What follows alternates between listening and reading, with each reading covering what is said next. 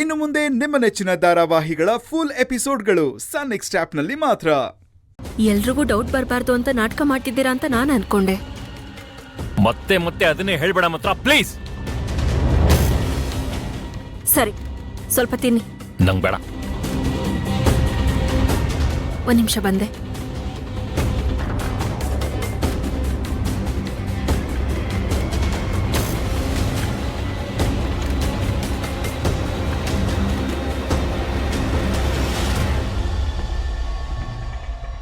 ಒಂದ್ ನಿಮಿಷ. ನಿಮ್ ಫೋನ್ ಕೊಡ್ತೀರಾ? ನನ್ನ ಫೋನ್ ಸ್ವಿಚ್ ಆಫ್ ಆಗಿದೆ. Thank you.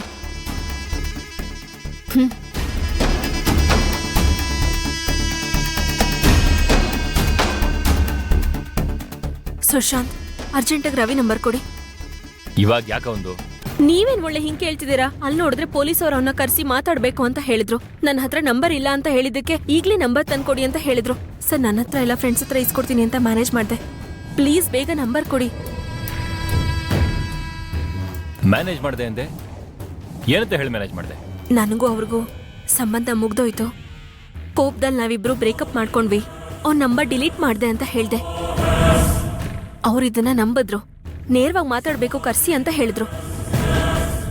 ಇವಾಗ ನಾವು ಅವನ್ನ ಕಾಂಟ್ಯಾಕ್ಟ್ ಮಾಡ್ಬೇಕು ಅಂದ್ರೆ ಇರೋದು ಒಂದೇ ದಾರಿ. ನೀವು ಬೆಂಗಳೂರಲ್ಲಿ ಅವ್ನು ಹೇಳಿದ ವ್ಯಕ್ತಿಗೆ ದುಡ್ಡು ತಲುಪಿಸಿದ್ರಲ್ವಾ, ಆ ವ್ಯಕ್ತಿ ನಂಬರ್ ಅಷ್ಟೇ ನಮ್ಮ ಹತ್ರ ಇರೋದು.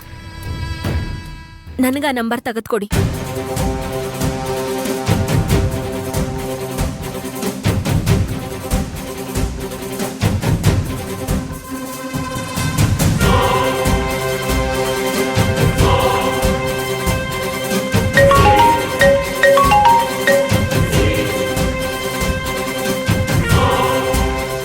ಹಲೋ, ಯಾರು?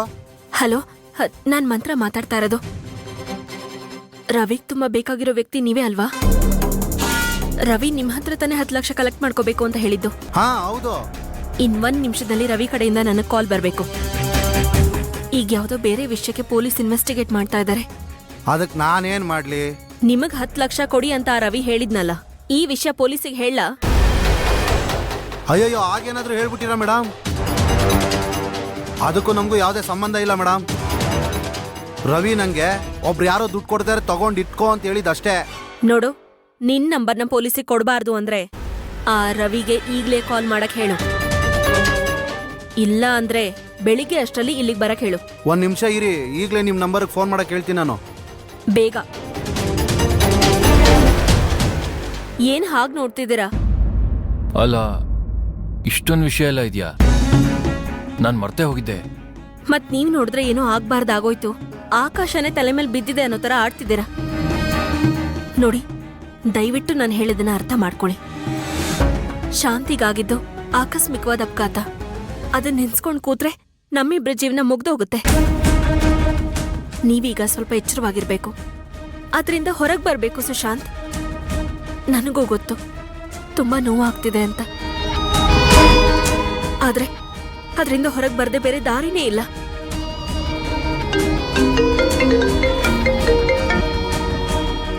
ಹಲೋ. ಹಲೋ, ನಾನ್ ಮಂತ್ರ ಮಾತಾಡ್ತಾ ಇರೋದು. ನಾಳೆ ಬೆಳಿಗ್ಗೆ ಅಷ್ಟರಲ್ಲಿ ರೆಸಾರ್ಟಿಗೆ ಬಾ. ಯಾಕೆ? ಇಲ್ಲಿ ಪೊಲೀಸ್ ಇನ್ವೆಸ್ಟಿಗೇಷನ್ ನಡೀತಿದೆ. Police investigation? ಯಾವ ವಿಷಯಕ್ಕೆ? ನನ್ನ ಸಿಕ್ಕಾಕ್ಸ್ಬಿಟ್ರಾ? ಏಯ್, ನಿಂತರ ಬುದ್ಧಿ ನನಗಿಲ್ಲ. ಇಲ್ಲಿ ಶಾಂತಿ ಅವ್ರಿಗೆ ಆಕ್ಸಿಡೆಂಟ್ ಆಗಿದೆ. ಅದ್ರ ಇನ್ವೆಸ್ಟಿಗೇಷನ್ ನಡೀತಾ ಇದೆ. ಆಕ್ಸಿಡೆಂಟಾ? ಆಕ್ಸಿಡೆಂಟ್ ಅಂತ ಹೇಳಿ ಪೊಲೀಸು ಮತ್ತೆ ಎಲ್ರಿಗೂ ನಂಬಿಸ್ಬಿಟ್ರಾ?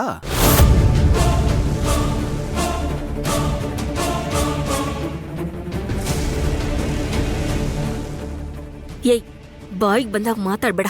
ಇಲ್ಲಿ ಏನ್ ನಡೀತಾ ಇದೆ ಅಂತ ಗೊತ್ತಾ ನಿನ್ಗೆ? ನಾಳೆ ಬೆಳಿಗ್ಗೆ ಬರ್ತೀಯ ಬರಲ್ವಾ ಅಷ್ಟೇ ಹೇಳು. ಬರಲ್ಲ ಅಂದ್ರೆ? ನೀನ್ ನಾಳೆ ಬೆಳಿಗ್ಗೆ ಬಂದಿಲ್ಲ ಅಂದ್ರೆ ನೀನ್ ಬ್ಲ್ಯಾಕ್ ಮೇಲ್ ಮಾಡಿ ದುಡ್ಡಿಸ್ಕೊಂಡಿದ್ಯಾ ಅಂತ ಪೊಲೀಸ್ ಅವ್ರಿಗೆ ಹೇಳ್ಬೇಕಾಗತ್ತೆ. ಇಲ್ಲ ಇಲ್ಲ ಇಲ್ಲ, ನಾನು ಬರ್ತೀನಿ. ಕರೆಕ್ಟಾಗಿ ಕೇಳಿಸ್ಕೊ. ನಿನ್ನೆ ರಾತ್ರಿ ನನಗೂ ನಿನ್ಗೂ ದೊಡ್ಡ ಜಗಳ ಆಗಿದೆ. ಆದ್ರಿಂದ ನಾವಿಬ್ರು ಬ್ರೇಕಪ್ ಮಾಡ್ಕೊಂಡಿದೀವಿ. ಇನ್ ಮುಂದೆ ನೀನ್ ಯಾರು ನಾನ್ ಯಾರು ಅಂತ ಕತೆ ಹೇಳಿ ಅವ್ರಿಗೆ ನಂಬಿಸಿದೀನಿ. ನೀನ್ ಅದನ್ನೇ ಹೇಳ್ಬೇಕು. ಅದನ್ ಬಿಟ್ಟು ಎಕ್ಸ್ಟ್ರಾ ಏನಾದ್ರೂ ಹೇಳಿದ್ಯೋ ಆಮೇಲೆ ನೀನೇ ತಲೆ ಕೊಡ್ಬೇಕಾಗತ್ತೆ. ನಾನ್ ಹೇಳಿದ ವಿಷಯನ ಕ್ಲಿಯರ್ ಆಗಿ ಹೇಳ್ಬೇಕು. ಅರ್ಥ ಆಯ್ತಾ? ಅರ್ಥ ಆಯ್ತು. ಬರ್ತೀನಿ, ಬಂದೇ ಬರ್ತೀನಿ. ಬರ್ತಾನ ಅವನ್ ನಾಳೆ? ಬರ್ತಾನೆ, ಬರ್ಲೇಬೇಕು. ಕಳ್ಳನ್ ಮನ್ಸು ಉಳ್ಳುಳ್ಗೆ ಅಂತಾರಲ್ಲ, ಇವನು ಹಾಗೆ ಬಂದೇ ಬರ್ತಾನೆ. ಯುನೋ, ಒಂದಕ್ಕೊಂದು ಚೈನ್ ಲಿಂಕ್ ತರ ಸೇರ್ಕೊಂಡು ಏನೇನೋ ನಡೀತಾ ಇದೆ. ನಂಗೊಂದು ಅರ್ಥ ಆಗ್ತಿಲ್ಲ. ನಾನೇ ಎಲ್ಲ ಅರ್ಥ ಮಾಡಿಸ್ತಾ ಹೋಗ್ತೀನಿ. ಚೂರು ಊಟ ಮಾಡಿ ನಾನು ಹೋಗಿ ಫೋನ್ ಕೊಟ್ಟು ಬರ್ತೀನಿ.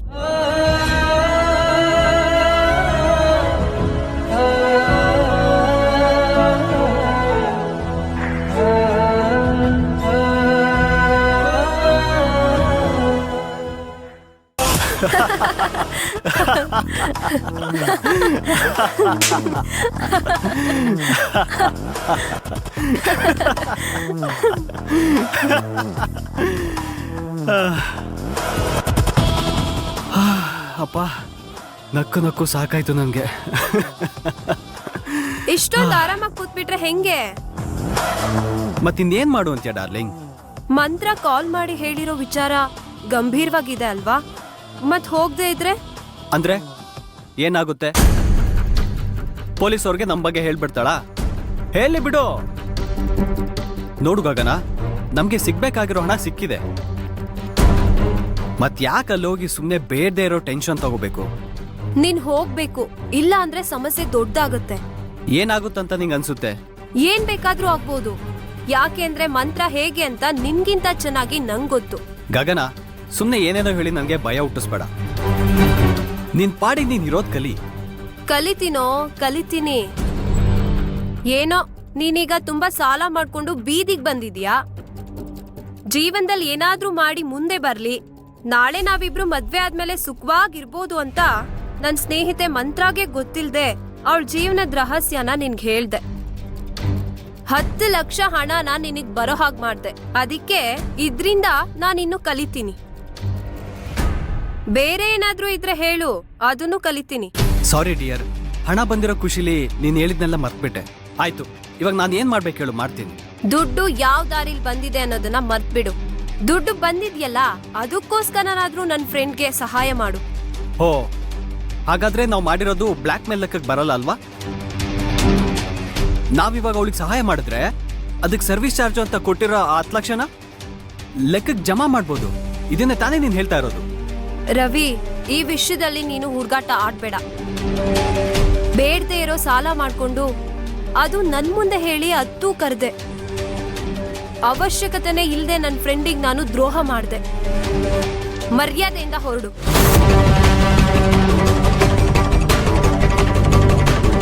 ಮುಂದೆ ನಿನ್ಗೂ ಅವಳಿಗೂ ಯಾವುದೇ ಸಮಸ್ಯೆ ಬರ್ದೇ ಇರೋ ಹಾಗೆ ಅವಳೇ ಒಂದು ಅವಕಾಶ ಸೃಷ್ಟಿ ಮಾಡ್ಕೊಡ್ತಾಳೆ. ಯುಟಿಲೈಸ್ ಮಾಡ್ಕೋ ರವಿ.